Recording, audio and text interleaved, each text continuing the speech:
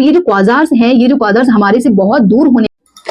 Hello everyone, कैसे हैं आप सभी? Welcome back to my YouTube channel create learner.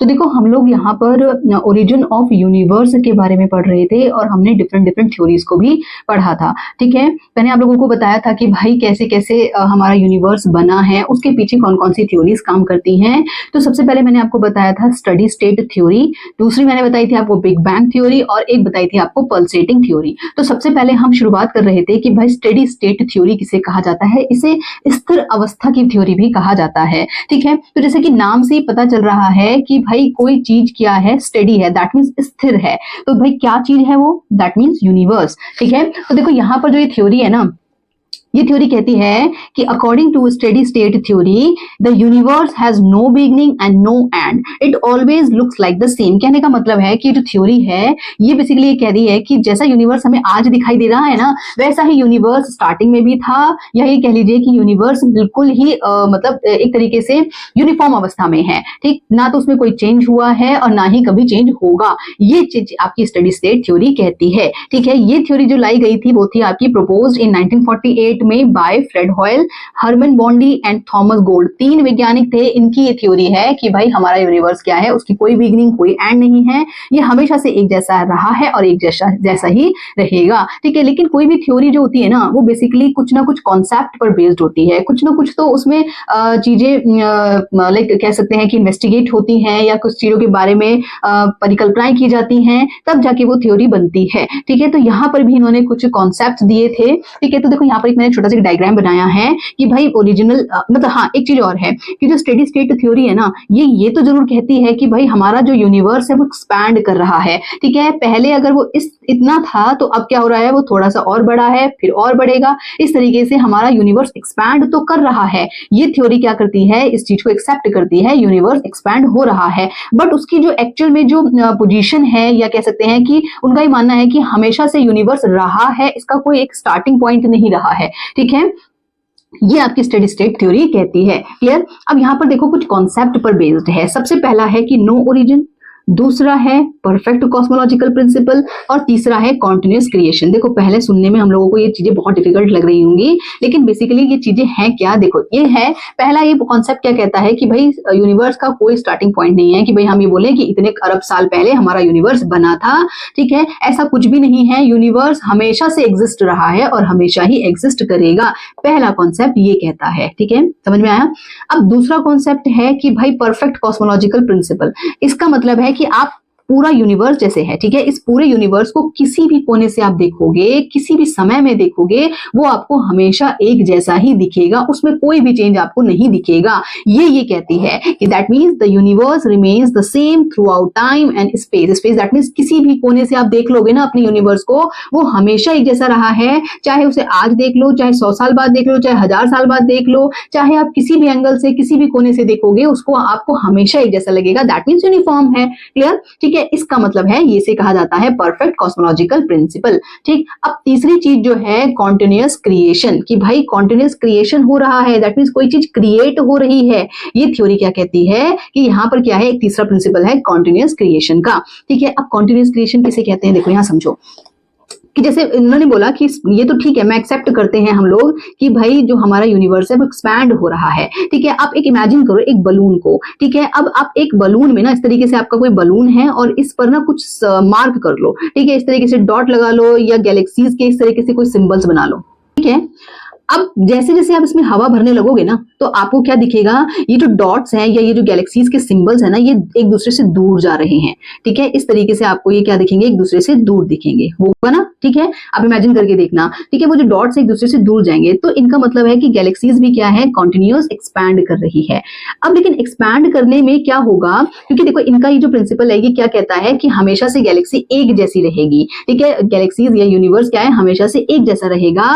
लेकिन जब हम इसको एक्सपैंड करेंगे, कोई भी चीज को अगर आप मतलब एक विस्तार करोगे, तो उनके बीच का जो स्पेस होगा, उनके बीच का जो स्थान होगा, वहां पर भी तो क्या होगा, एम्प्टीनेस क्रिएट हो जाएगी ना, खालीपन क्रिएट हो जाएगा ना। ठीक है, तो वो खालीपन जो क्रिएट होगा यहाँ पर ये जो प्रिंसिपल है, ये जो थ्योरी है, ये कहती है कि भाई जैसे सपोज कीजिए पहले ये जो चीजें किस तरीके थी, इस तरीके से थी, ठीक है, लेकिन जब ये एम्प्टीनेस क्रिएट हो रही है, यहाँ पर एक्चुअल में एम्प्टीनेस क्रिएट नहीं होगी, यहाँ पर खुद से ही कुछ ना कुछ मैटर क्रिएट हो जाएगा। ये थ्योरी कहती है कि continuous creation, that means universe constantly makes new matter out of nothing, मतलब जहां पर कुछ भी नहीं था ना, वहां से भी नया मैटर बन जाएगा उस एम्प्टीनेस को भरने के लिए, ठीक है। जैसे जैसे आपकी आपकी जो यूनिवर्स है वो एक्सपैंड करेगा, उनके बीच में क्या हो जाएगा, कुछ ना कुछ खालीपन हो जाएगा, लेकिन वो एक्चुअली में खालीपन रहेगा नहीं, उस खालीपन में कुछ ना कुछ मैटर क्या हो जाएगा, जनरेट हो जाएगा उस खालीपन को भरने के लिए, ठीक है। तो अगर मैं आपसे पूछूं कि भाई क्या ऐसा पॉसिबल है, या इस थ्योरी को ना आप एक एग्जांपल से ऐसे समझो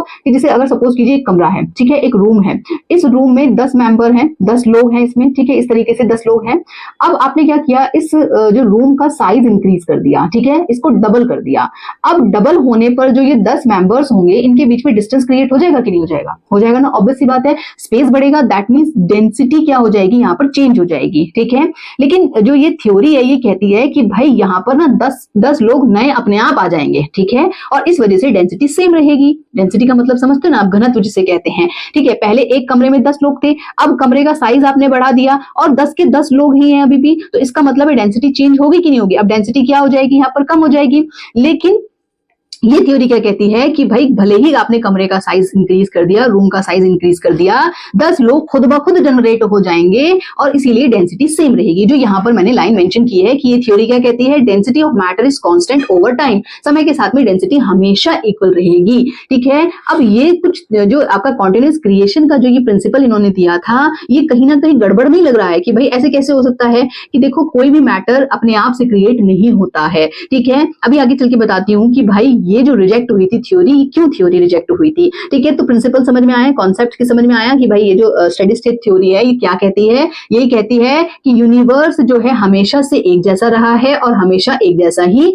रहेगा, और इसके लिए इन्होंने कुछ प्रिंसिपल्स दिए हैं कि भाई उसका कोई ओरिजिन पॉइंट नहीं है, perfect cosmological principal, that means हमेशा से हर जगह से किसी भी एंगल से आप देख लोगे यूनिवर्स हमेशा से एक जैसा ही दिखेगा आपको, और कॉन्टिन्यूअस क्रिएशन का मतलब है कि भले ही यूनिवर्स का एक्सपेंशन हो रहा है, लेकिन फिर भी जो एक्सपेंशन होने की वजह से जो खालीनेस जो जनरेट हो रही है, जो एम्प्टीनेस क्रिएट हो रही है, उस एम्प्टीनेस में अपने आप से मैटर जनरेट हो जाएगा, दैट मींस कंटिन्यू क्रिएट होता ही रहेगा। इसी वजह से तो गैलेक्सी, इसी वजह से तो यूनिवर्स एक जैसा लगेगा ना, ठीक है। तो ये सारे कॉन्सेप्ट्स थे। अब रिजेक्ट क्यों हुई है ये थ्योरी, क्योंकि देखो अभी जो अभी का जो समय है, मॉडर्न समय में जो थ्योरी एक्सेप्टेड है वो है बिग बैंग थ्योरी, ठीक है। बिग बैंग थ्योरी को एक्सेप्ट किया गया, स्टेडी स्टेट थ्योरी को रिजेक्ट किया गया, तो उसके कुछ फीचर्स थे। तो देखो यहाँ पर मैंने वो भी चीजें मेंशन की हैं कि भाई यहाँ पर जो थ्योरी है किस वजह से रिजेक्ट हुई थी। तो देखो सबसे पहले रिजेक्शन का एक यही पॉइंट समझ लो कि देखो जिसे बोला जाता है ना law of conservation of energy, कहने का मतलब है कि एनर्जी, जैसे एनर्जी खुद से खुद जनरेट नहीं हो सकती है, खुद से खुद खत्म नहीं हो सकती है,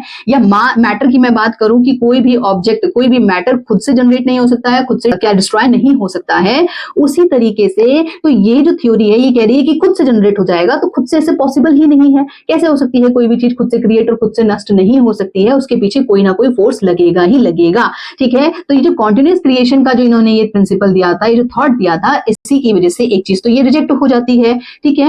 अब दूसरी चीज आती है हमारे पास discovery of cosmic microwave background, ठीक है। माइक्रोवेव बैकग्राउंड का मतलब है कि देखो जब हमारा ना यूनिवर्स बन रहा था, क्योंकि अभी जो हम थ्योरी जो फॉलो कर रहे हैं वो है बिग बैंग थ्योरी, तो बिग बैंग थ्योरी के अनुसार सारा का सारा एटम, जैसे मैंने आप लोगों को पिछली क्लास में बताया था, एक थोड़ा सा ब्रीफ इंट्रोडक्शन दिया था बिग बैंग थ्योरी का, कि बिग बैंग थ्योरी क्या है कि भाई पूरा यूनिवर्स एक पॉइंट पर सेंटर्ड था, केंद्रित था, इसी पॉइंट को सिंगुलैरिटी कहा गया था, ठीक है। अब जब सिंगुलैरिटी में पॉइंट, जो सिंगुलैरिटी पॉइंट है उसमें सब चीजें एक जगह पे फोकस थी, और इसमें अचानक से विस्फोट होता है, अचानक से एक्सप्लोजन होता है, तो सारा मटेरियल बाहर निकल जाता है और वो इतना गर्म होता है, इतना हॉट होता है कि धीरे धीरे ठंडा होने के बाद चीजें डिस्कवर होने लगती हैं, ठीक है। तो वो जो एनर्जी जनरेट हुई थी उस समय में, अभी भी हमें अपने यूनिवर्स में उस एनर्जी के कहीं ना कहीं कुछ ना कुछ अवशेष मिलते हैं, ठीक है। उसी को कहा गया है कॉस्मिक माइक्रोवेव बैकग्राउंड, ठीक है। कहने का मतलब है कि बिग बैंग की थ्योरी जब हम एक्सेप्टेड है, ठीक है, तो उसमें जब हमारा ब्रह्मांड बना था, यूनिवर्स बना था, उस समय में जो एनर्जी निकली थी ना, वो एनर्जी अभी भी हमें अपने यूनिवर्स में कहीं ना कहीं पर मिलती रहती है। इसी वजह से हम कह सकते हैं कि भाई पहली तो डिस्कवरी कॉस्मिक माइक्रोवेव बैकग्राउंड की वजह से ये जो थ्योरी है ये रिजेक्ट हो जाती है। ठीक है, अब दूसरा है कि भाई unproven continuous creation of matter, कि भाई ऐसा कैसे हो सकता है, मैटर अपने आप से कैसे बन सकता है, अपने आप से कैसे डिसॉल्व हो सकता है। तो इसका मतलब है कि ये अनप्रूवन है, बस उन्होंने एक हाइपोथेसिस दे दी, एक परिकल्पना दे दी कि भाई ऐसा होता होगा। ठीक है, लेकिन होता क्यों है इसके पीछे कोई साइंटिफिक एविडेंस उन्होंने नहीं दिया है। और बेसिकली ये कॉन्टिन्यूस क्रिएशन ऑफ मैटर का जो ये उन्होंने एक मतलब एक पॉइंट दिया था, इसकी वजह से ये थ्योरी रिजेक्ट होती है।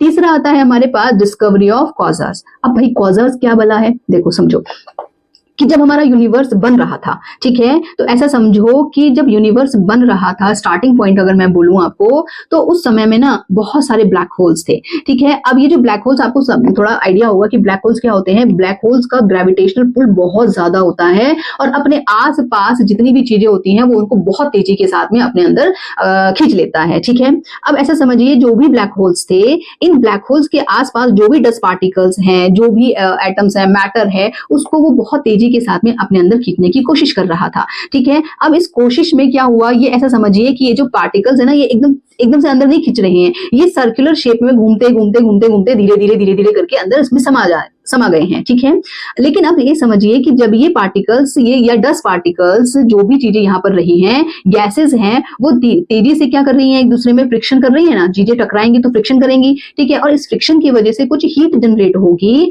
अब ये हीट और ये जो लाइट जनरेट होगी फ्रिक्शन से, रगड़ से क्या होती है, लाइट जनरेट होती है ना, तो ये जो रगड़ की वजह से ये जो ब्लैक होल है ये एकदम चमकीला पदार्थ बन गया। ठीक है, एकदम चमक इसमें निकलने लग गई, और इस चमक, ये जो पूरा चमकीला पदार्थ है, इसी को ही हमने क्वाजार्स कहा। ठीक है, इसी को क्या कहा हमने, क्वाजार्स कहा।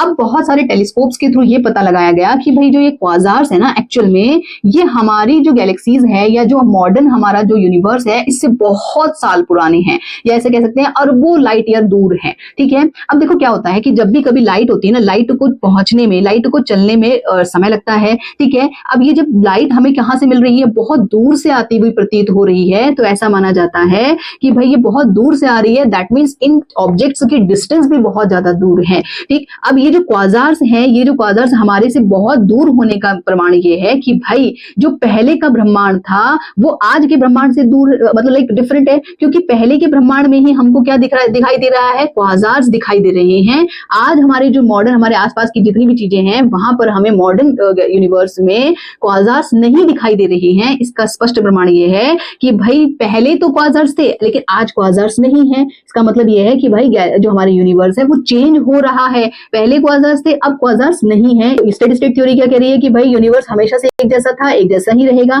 लेकिन क्वाजार्स की डिस्कवरी ये बता रही है कि पहले तो आपके क्वाजार्स थे लेकिन अब क्वाजार्स नहीं है। इसका मतलब पहले हमारा यूनिवर्स अलग था और अब हमारा यूनिवर्स अलग है। ठीक है, तो इस तरीके से जो ये डिस्कवरीज होती हैं या हुई हैं, इन्हीं वजह से स्टेडी स्टेट थ्योरी को रिजेक्ट कर दिया गया। तो then that hence the steady state theory is no longer accepted. अब एक्सेप्टेड थ्योरी कौन सी है, बिग बैंग थ्योरी। ठीक है, तो उसको हम नेक्स्ट वीडियो में करेंगे। तो अब यहाँ तक की वीडियो आपको समझ में आई हो तो प्लीज चैनल को लाइक, शेयर एंड सब्सक्राइब जरूर कीजिएगा। Thank you.